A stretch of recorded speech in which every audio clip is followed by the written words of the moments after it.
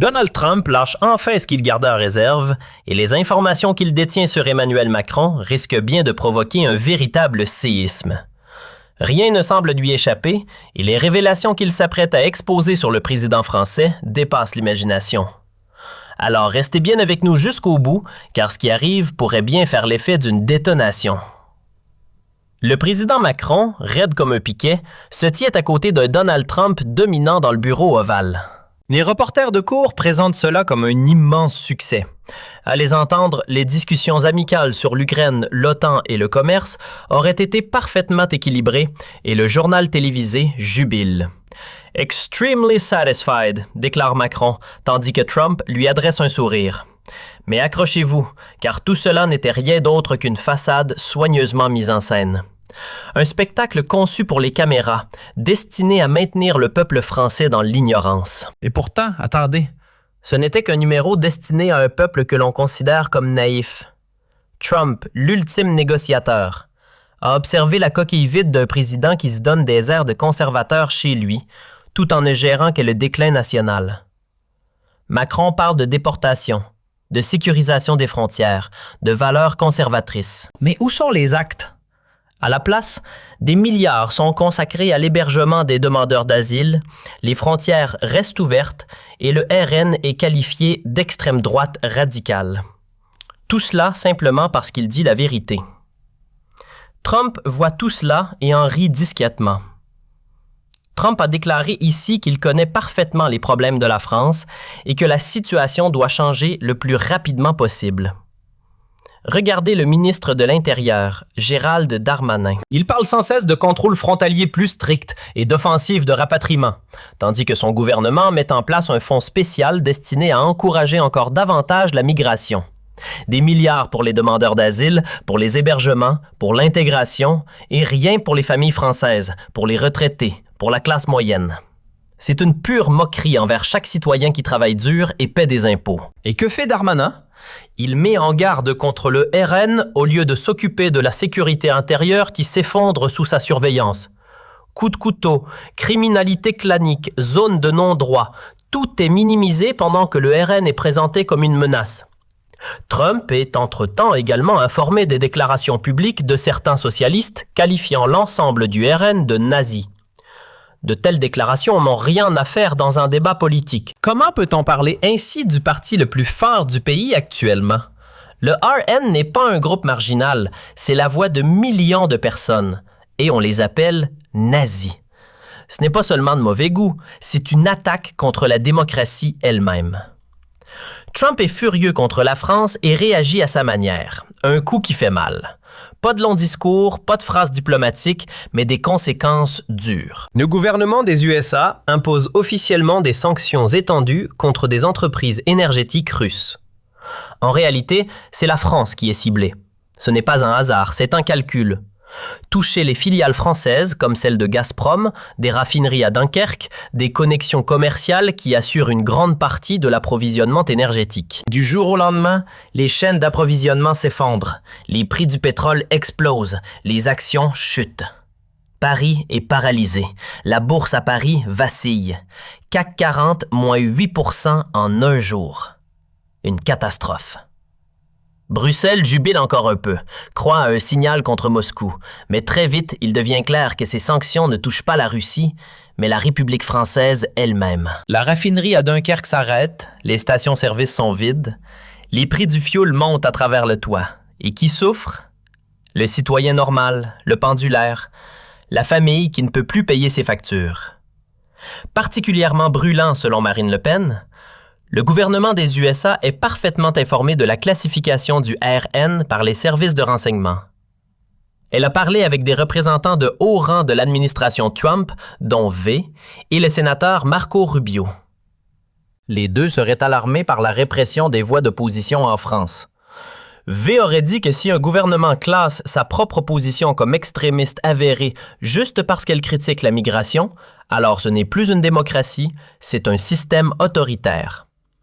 Le message de Le Pen est clair. Si l'on veut défendre la démocratie et la liberté d'opinion en France, cela ne peut se faire qu'avec une forte alliance de droite et une alternative courageuse pour la France. Le RN n'est pas le problème.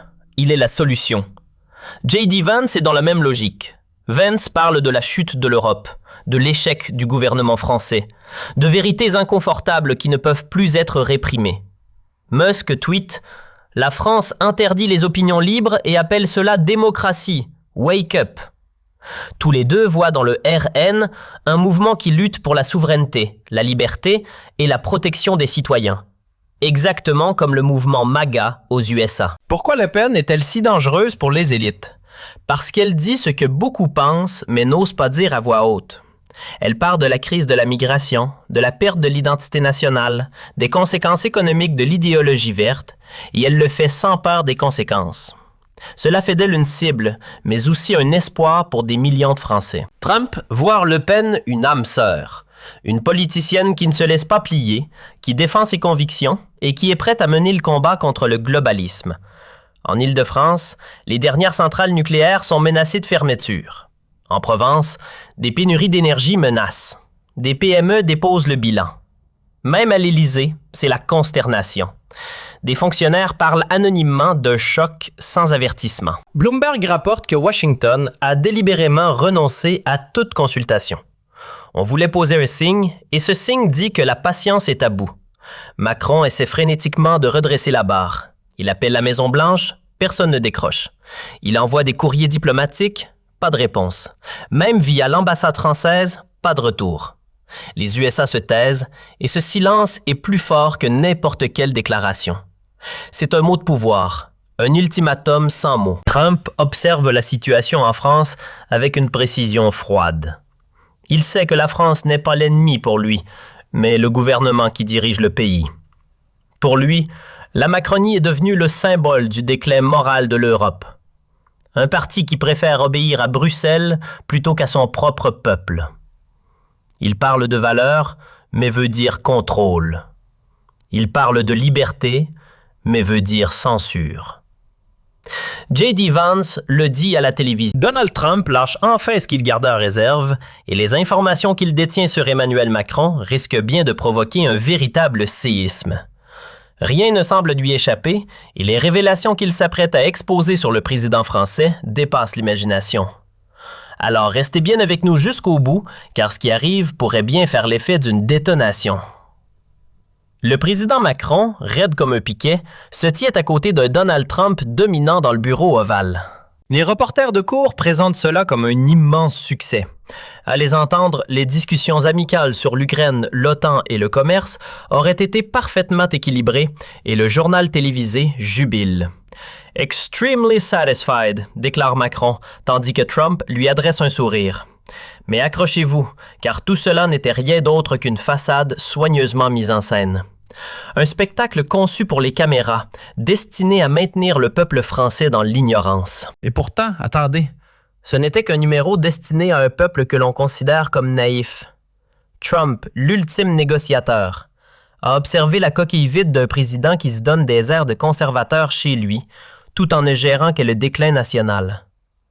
Macron parle de déportation, de sécurisation des frontières, de valeurs conservatrices. Mais où sont les actes? À la place, des milliards sont consacrés à l'hébergement des demandeurs d'asile, les frontières restent ouvertes et le RN est qualifié d'extrême droite radicale. Tout cela simplement parce qu'il dit la vérité. Trump voit tout cela et en rit discrètement.